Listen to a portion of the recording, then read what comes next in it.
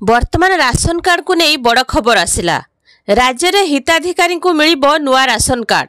एने विधानसभा रे सूचना देछंती राज्य खाद्य जुगाण और खाउटी कल्याण मंत्री कृष्णचंद्र पात्र। ते मंत्री कहिसंती जे राज्य में खाद्य सुरक्षा योजना रे हिताधिकारी तथ्यावली को स्वच्छ और पारदर्शी करने उद्देश्य रे आधार भित्तिक यूकेआईसी जांच प्रक्रिया चली। या सहित नुआ राशन कार्ड पर आवेदन मध्य जारी रही।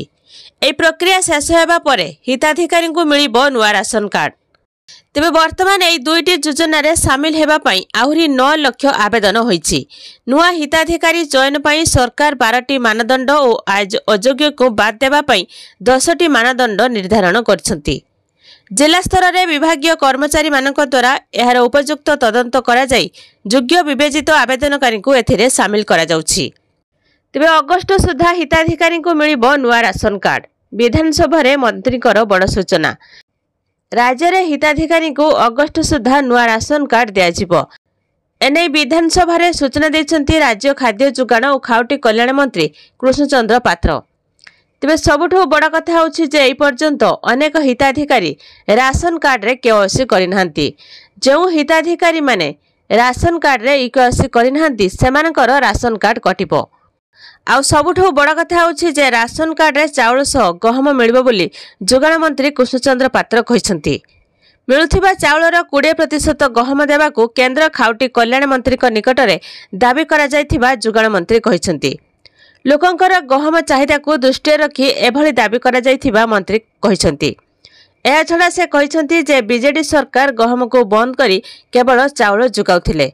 तेबे एबे पुनी थरे पूर्व भली चाउल सहित गहम लोकों को जोगाई दिया। ओडिशा सरकार एने बड़ निर्देश देइछंती।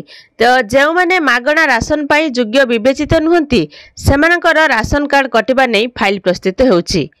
ओडिशा राशन कार्ड हिताधिकारी पई गुरुत्वपूर्ण सूचना। कटिजिबो किछि जनकर राशन कार्ड आ मिलिबनी मागणा चाउल कि गहम। राज्य सरकार एने बड़ निर्देश देइछंती।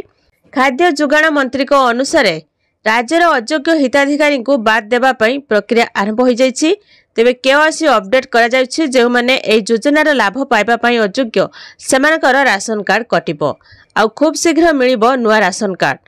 किंतु विभागीय अधिकारी माने विश्वास करछंती जे अनेक अयोग्य कार्ड जुगु योग्य व्यक्तिंकर अधिकार उल्लंघन हेउछि।